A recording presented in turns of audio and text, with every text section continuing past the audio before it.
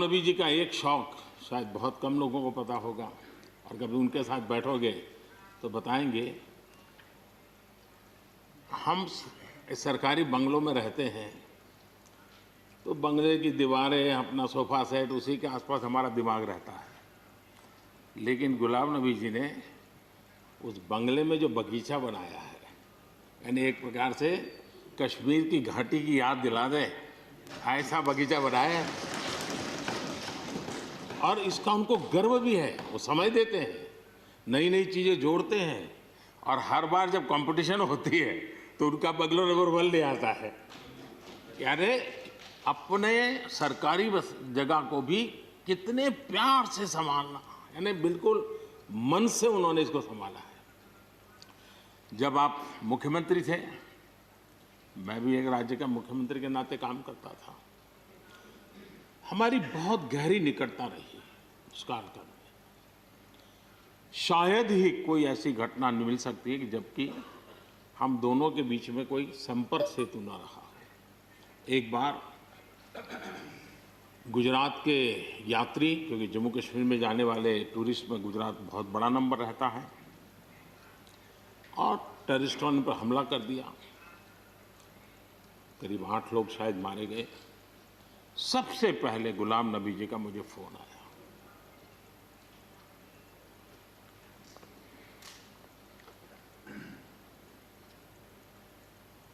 और वो फोन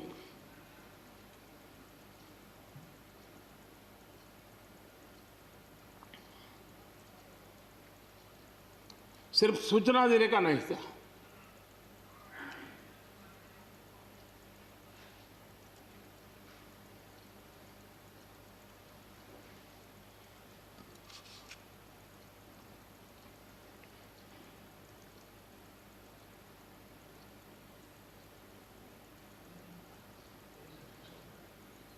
उनके आंसू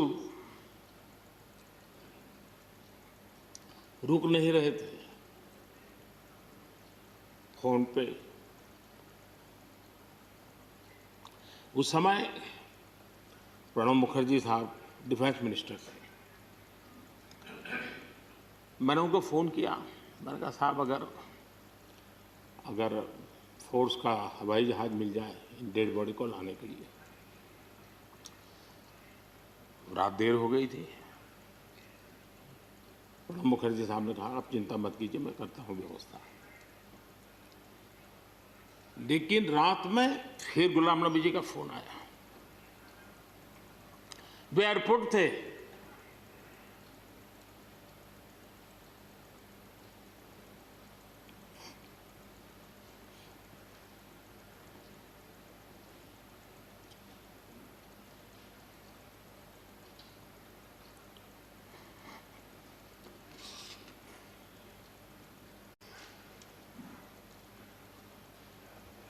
एयरपोर्ट से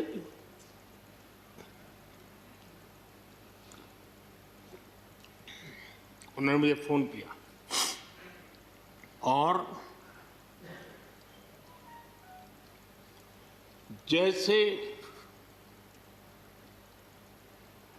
अपने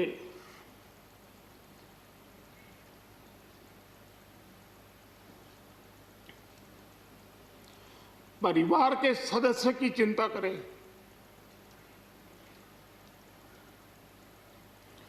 वैसी चिंता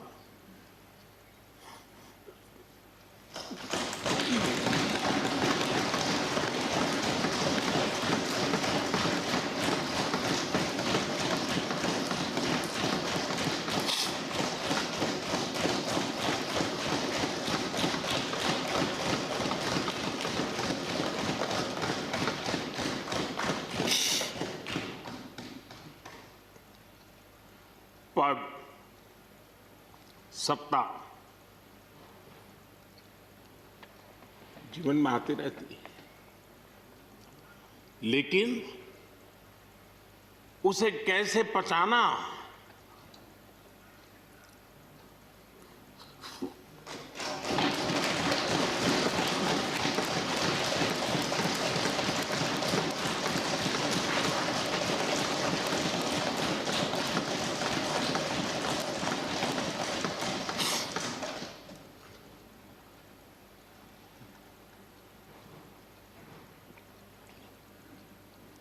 मेरे लिए बड़ा भावुक पल था।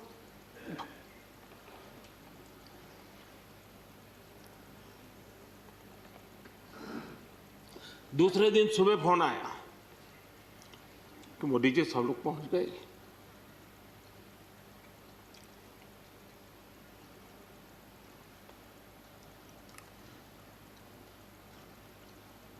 इसलिए एक मित्र के रूप में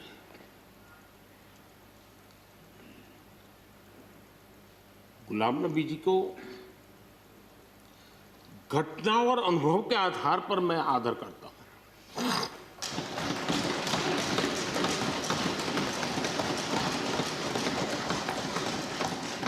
और मुझे पूरा विश्वास है कि उनकी सौम्यता, उनकी नम्रता, इस देश के लिए कुछ कर गुजरने की उनकी कामना, वो कभी उनको चैन से बैठने नहीं देगी। और मुझे विश्वास है कि जो भी दायित्व जहां भी वो संभालेंगे, वे जरूर वैल्यू एडिशन करेंगे, कंट्रीब्यूशन करेंगे और देश उनसे लाभान्वित होगा। ये सब मेरा पक्का विश्वास है। मैं फिर एक बार उनकी सेवाओं के लिए आदरपूर्वक धन्यवाद करता हूं और व्यक्तिगत रूप से भी मेरा उनसे आग्रह रहेगा कि मन से मत मानो कि अब आप इस सदन में नहीं हो। आप के लिए मेरे द्वार हमेशा खुले, इन चार माननीय सदस्यों के लिए खुले हैं। आपके विचार, आपके सुझाव, क्योंकि देश में सब बहुत जरूरी होता है। ये अनुभव बहुत काम आता है, मुझे मिलता रहेगा, ये अपेक्षा मैं रखता ही रहूँगा। आपको मैं निवृत्त होने नहीं दूंगा। फिर एक बार बहुत शुभकामनाएं, धन्यवाद।